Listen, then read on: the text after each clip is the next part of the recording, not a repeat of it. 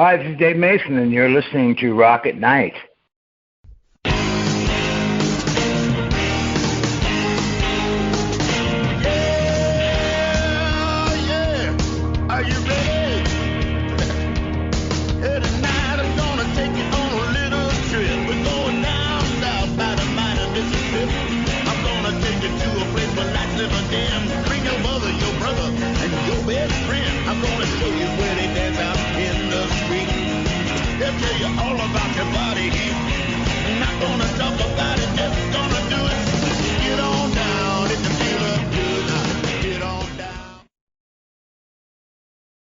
Hi, everyone. My name is Anita, and today I'm talking to Dave Mason, formerly of the band Traffic, a Rock and Roll Hall of Fame member as of 2004, an iconic musician who's played with just about everybody throughout his long career. And at the age where most people retire, he's still going strong and set to release a new project on November 20th, Alone Together Again, to celebrate his initial solo recording, Alone Together, that was released 50 years ago. You can already pre-order this album, and Rock at Night will provide the link on our website. This album includes the songs which show over and over again that truly well-written songs survive the test of time, and they keep being performed by artists generations later. He also knows the importance of social media and advertising and has been participating in fan chats once a month. And Dave, you just did one on October 23rd, a Facebook Live Q&A, right? Yeah, that was the date. This was the other day. One day rolls into another. And are you going to be doing one in November as well? Probably be. I'm sure we'll be doing a number of them. Yeah. Well, we'll try to find the upcoming date, and we'll post it when we post the recording. Now, Alone Together was like a soundtrack album for most of us, and those songs from that album bring back a lot of memories. Describe a little about how the recording of that album was different from the recording of Alone Together Again, maybe based on technology and who you were recording with. Well, basically the difference is that the Alone Together was, one of the differences is I was 22 years old, and they were session musicians. In other words, we hadn't gone on the road, we hadn't played any concerts, so everything was pretty much worked out there in the studio. And there was great musicians and great LA musicians there on that original album that went on to play with Clapton and people from Delaney and Bonnie, and people who played on a number of hit records at that time in the studio. But the thing was, didn't have the difference. The biggest difference basically is the fact that the Alone Together Again is cut with my band, the band that I used to go on the road with, and like John Sambatero has been with me. God, John's been with me for over 40 years. So a lot of that stuff I play in the concerts, and so it has more of a. In other words, if the original album, if I'd have taken all those players that I had on there on the road, would have had a little slightly different energy, more energy. So the newer album has a little bit more, what can I say, a little more zing in there, for a better word. Some of the arrangements are a little different on Alone Together Again. World in Changes, I changed completely from the original way it was done.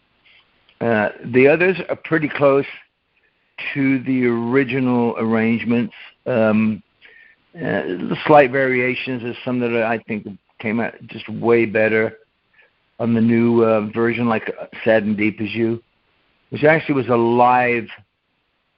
It's actually, the track basically is a live track, except for the solo guitar work on there. But that's basically a live track that was cut it might have been 12, 14 years ago at XM Radio. So basically the whole thing with Alone Together Again is it came to be a CD and be released. I wasn't planning on doing that. I was basically re-recording and doing some of this stuff kind of for my own amusement. But the bulk of the of Alone Together Again is basically it's pretty much live. Most of those tracks were cut live one afternoon in a studio in New Jersey while we were on the road with my band. So it definitely has a little bit more of a more energy, but they're all very live, essentially recordings. So maybe a better way to describe it would be not remastered, but more like revisioned, kind of. I was thinking of that word when pretty much. Oh well, it's not remastered at all. It's far from remastered. They're redone completely. Yeah. Now you wrote "Feeling All Right," which is probably one of the most covered songs in rock and roll. When you were almost 20 years old. And what or who inspired that song?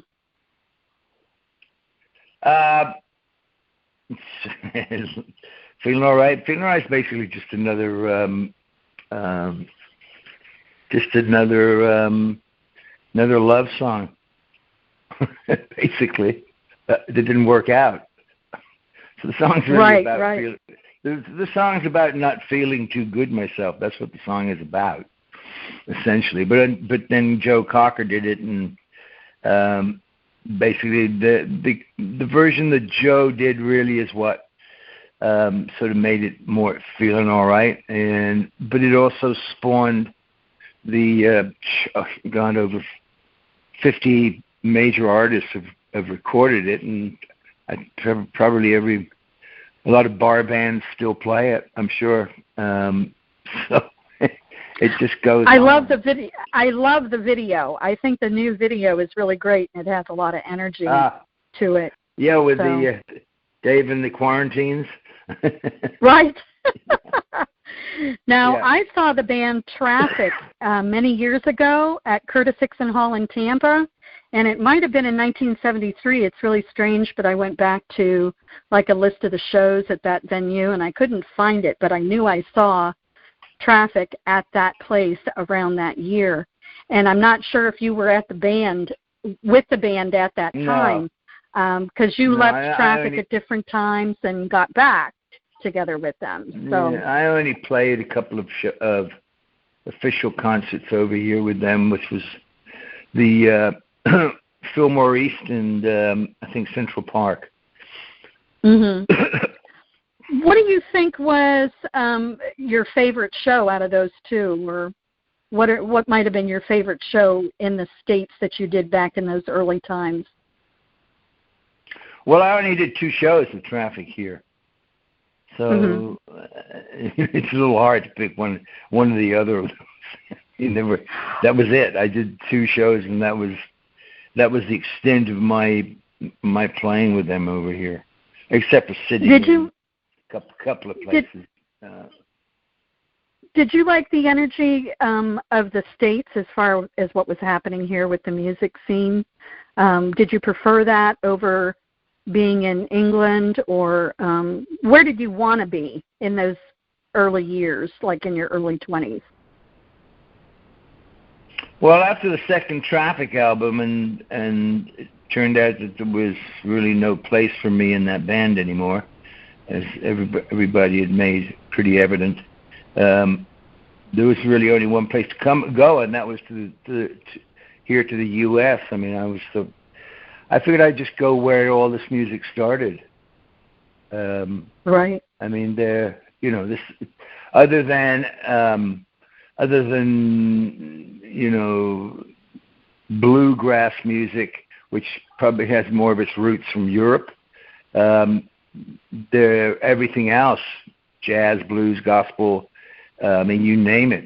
It's all American music. I mean, there'd be, as I keep saying, there'd be no me, and there'd be no Rolling Stones, and there'd be no Eric Clapton, and there'd be none of those people if it wasn't for all the American music that we copied and learned from. Yeah, I was watching a couple of the older movies about how they used to run the pirate radio stations all around Great Britain on ships. I don't know if that was true, but that was how a lot of the people... They had commercial radio. I mean, most of it was the BBC, and then they had commercial radio, and the commercial radio got driven out. So they had ships outside the 12-mile limit. And they were broadcasting it, of course, bringing American music to Great Britain. We'd heard all that. Yeah, but we'd heard all that before the pirate ships. I mean, you tune in Radio Luxembourg or the Armed Forces stations. And right. So yeah, we had all that music anyway before that. We were able to get it. Let's put it that way. Right. Now you did some recording with Jimi Hendrix, and how did that happen? I know he was spending a lot of time in England in his early career, but how did you guys meet each other, and how did you end up playing on some of his tunes? I just was sat down one night, started chatting with him in one of the clubs in London, many clubs that we'd all frequent after hours and stuff. And basically, he was a fan of Traffic's, and of course was a fan of his. And we just sat down and started talking one night. And from that, I just sort of got together with him occasionally when I could. We all used the same recording studios, pretty much. So you'd run across people, and I just through it all just got more to spend more time with him, and then eventually finished up. At one point, was going to actually take Noel Redding's place on bass, but that never happened. But anyway, finished up in the studio recording with him and playing the acoustic guitar and all along the Watchtower and singing on Crosstown Traffic, and 2 or 3 other tracks of me playing bass and sitar that I think have kind of slowly emerging. Otherwise, I don't know what the heck happened with those. So your instrument of choice is guitar, but you can play bass and sitar, and sitar was pretty popular back then. You were also playing with George Harrison and All Things Must Pass. And of course, he had a lot of the East Indian influence in his music. Oh, yeah. Was that a big draw for you to play something that wasn't like standard rock and roll, and maybe to do something different, branch out? I mean, that's what Traffic was too. I always considered Traffic as more early kind of fusion, maybe, before people had a word for it. We were like an early alternate, what would be termed an alternate band. We had lots of, we drew from all kinds of stuff, but that's what was going on at that point. It was so very experimental, and a lot of things you tried. A lot of Eastern music was entering into the music. So I started playing around with sitar and used it on a couple of Traffic, actually their biggest hit single over there, Hole in My Shoe and Paper Sun. I remember Hole in My Shoe. I remember that because it was really considered like more psychedelia, kind of psychedelic music. And that was, what was it, 67, I think, maybe, when that came out? Probably. I don't know the exact dates. Right. And a lot of the artists were going to East India just mainly for spiritual pursuits. So some of course, the music and the style of music would rub off on people. Yes. So some other people that you've played with, wow, it's like a long, impressive list. Some of the people from Fleetwood Mac, Paul McCartney, the Rolling Stones. What do you think was your craziest time, and what do you think was your most relaxing time with any of those artists? Well, I don't know about not so crazy or relaxed. It's just I was with Fleetwood Mac for 2 years, 94 to 96, and we did an album called Time. that didn't get much promotion at all. And so I did that for a couple of years, and I know Mick on and off. Of course, that's why he's on that Dave and the Quarantines thing. But I mean, the only bands that I've been with for a certain amount of time were Traffic, Fleetwood Mac, and Delaney and Bonnie. The rest of it's pretty much, and whatever early bands I had when I was way younger. Local bands. Yeah, I believe Bonnie still lives. She lives very close to here. We're in Tampa, and I think I saw her maybe I saw her on a video maybe. Oh, it might have been last year or something. But she was playing at a local place, and she was still singing. I mean, she was really quite well, blowing them away is what I can say about them. So yes, she can sing. Yeah, incredible voice. Now, let me ask you this, too. Who were some of the artists from your past that have inspired you the most? And then do you have like another little short list of new artists that you think are going to be around, 50 years from now? Well, I mean, I have things that I drew from, in the past are innumerable. I mean, there's all the blues players and and jazz players that would have been of influence, and in some Indian stuff, and I've listened. I mean, just a lot of very diverse things for me. Guitar-wise, of course, mostly I'm a guitar player. That's what I started out being, and that's my main thing.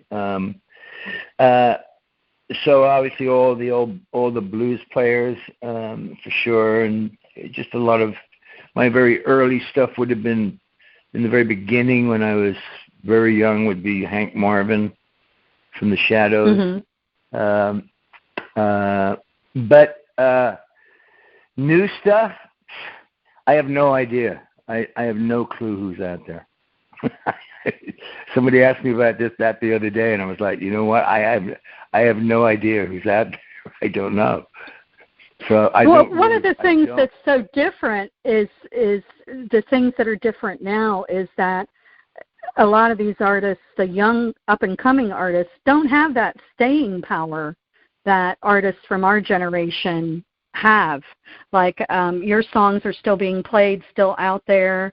You can turn on a classic rock radio station and hear all this music from 40, 50 years ago, but yet the ones that are, the young ones that are recording, you're not going to hear those things 5 years from now on being played or getting airtime. So I think that's a huge difference between the music from our generation and the new music coming up, and that's probably why you don't really have anybody that you're listening to, that you've become, enamored by. Yeah, so, no, I mean, I guess I just don't really follow it, so I don't know. I'm sure there's some. I mean, I know that there's the last few years. I mean, I've run into or come across some. I don't remember the names, but some just very young, incredibly good guitar players. I mean, young kids, 14, 15, 16. So there's that, but I don't, yeah. I mean, I don't know. I just don't know who the heck is out there. I don't really follow it. I guess I'm so wrapped up in what I've been doing, and so when I have time off, I kind of take time off. I mean, if I'm listening to music, it's usually going to be, it could be anything. I mean, what do I have in my playlist right now? I've got, let's see, I could tell you what's in one of my playlists to give you an idea of what I might be listening to. But some of it might be, I mean, I've got from Bob Marley to Jimmy Smith, Jack McDuff, Frank Sinatra, Glenn Miller. Oh my, Frank Sinatra. And he's Sure, good, absolutely. and I listen to him still. Yeah. Absolutely. Man had a voice, great voice. And some of those arrangements from Nelson Riddle were just amazing. I mean, I've got things like Eddie Cochran, Fats Domino, Right. Ricky Nelson, Dion, Doris Troy. I mean, Dave Brubeck. I mean, that's some stuff. Right, he's been around for, yeah. Yeah, and you can create your own playlist too on Spotify. I know I've done that, and I post it in different places so people can see what I'm listening to. But that's a lot of fun to do that. It's kind of like a pastime of mine. But that's a pretty impressive list, especially the Frank Sinatra part. Because my parents. Yeah, my parents were listening to all that, and that was how, it came down to me. I said, hey, this is really good music. So, my father owned a rock and roll. It's still good music, Yeah, my father owned a rock and roll radio station, so he was pretty, he was also into big band. So we had all that in our house. Now, you're doing a great charity for veterans that I wanted to make sure we gave some time to. It's called rockourvets.org. Can you tell our listeners a little bit about that? Well, it's just basically, we're very small, myself and a man named Ted Knapp out in the East Coast. And we're just basically an all volunteer little group, and we do our little part to help vets, and actually not just military vets. We support all uniformed services, law enforcement, firemen, and vets, and we kind of do what we can to help out with things that they need. It's just a lot of the times it's not about money. They need things. So yeah, please. I mean, like I said, we are all completely volunteer. Everything we get, other than minimal stuff that we might need, office stuff, but all of it goes where it's supposed to go. And we're just happy to. I mean, I'm the product of a father that fought in the 1914-18 war, and my half brother was driving tanks in North Africa in Second World War, and I'm born in 1946, so I tend to take all that stuff very seriously, and I appreciate the people that put on a uniform and do that stuff. So I think it behooves us to help out. I think I think the government, and I'm not talking about either parties here. I have no political alliance, but just per se, the way they deal with them and all that is shameful, I think. Right. And if they dealt with properly, we wouldn't exist. But we're there to fill in a void, I guess, along with other charities that are there too. So that's why we do it. I'm happy to do it. Well, I'm a veteran myself, so I'm sure there's a lot of veterans out there that thank you for doing that. And my father was also a veteran, and so I too come from that family. My father was in the Korean conflict. So, right. But one of the things that has changed a lot of the charities and things that we're doing to help our fellow humans is the whole COVID thing. How has that changed what and how you're able to give? Has that done anything different? I mean, probably. Ted, my friend here, who sort of, we both put this together. I mean, he really is the one that deals with all this stuff on a day-to-day or week-to-week basis. So I imagine it's affected everything. So I'm sure in some ways it has. Whether it's affected the people donating and passing it along, I mean, the only thing that I can't do is what I would do mostly is what I would do at concerts in order to either raise funds or for the charity, which would usually be auctioning off some guitars or something. So I mean, I can't do that, obviously. So that's right. changed. So raising funds and raising awareness is probably the best thing for right now. So we'll make sure we include. Yeah. Yeah. So anybody that wants, like I said, it's not about just money. They things. It could be anything. Clothes, a computer, cars, things that you need and use every day. Right. They need stuff. Right. And that was our goal. Our goal was just to help in some way to get people to be able to stand on their own 2 feet. Because I think especially for people that have been in the military service, I think that their awareness of wanting to do that is paramount. I mean, I don't think anybody really wants to be constantly living off handouts. Right. People need to stand on their own 2 feet. So you give back, hopefully giving back people some pride and dignity in terms of what they're doing. Exactly. So where, with all this that you've done through this huge body of work, all your life, where do you see yourself in 5 years? Are you going to still be rocking? Are you going to be taking it easy? How's that going to work for you? And I don't know. It's getting, noticing a few more pains every time I get up in the morning. Me too. Yeah. So I don't know. We'll have to see how that goes. But I guess I'll be doing it as long as I can. Yeah. I just spoke with an artist, actually, a little bit. Maybe last fall, about a year ago, Mary Boinet from Norway, and she said that a particular artist, I can't remember which one, actually was playing when they passed. They were on stage, and she goes, that's exactly how I'm going to be doing it. She said, I'm going to be on stage until the very end. So don't miss the last show. Yeah. So, that's how you can envision it, is doing what you love and doing what gives you bliss, to the very end. And do you have any words of wisdom for any young artists out there that may want to be making a career of this? Damn, God. I mean, I don't know what you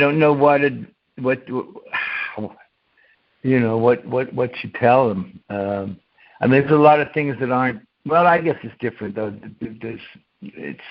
I don't know. Other than, I mean, it depends on how passionate you are about what you're doing, and if you are, then just stick with it and keep going. Exactly. Yeah, that's what I think too. Follow your bliss. Well, I think that's all the time we've got now. But Dave, I want to thank you so much for joining Rock at Night. We'll have the podcast up soon. I'll include all these links, including the Rock Our Vets and your next Q&A. And, we'll make sure that we also do a write-up when the album drops on November 20th. That'll be Alone Together Again, due to drop on November 20th next month. Well, almost 3 weeks away. So. Yeah, and you can pre-order it from DaveMasonMusic.com. Right. We'll include that link too. So so people can click right in. But thank you, Dave. You have a great day. Yeah, thank you. All right. Bye-bye now. You're listening to Rock at Night. The introductory song, Get On Down, is from blues artist Billy Bass Alford. Look for his music at ReverbNation.com.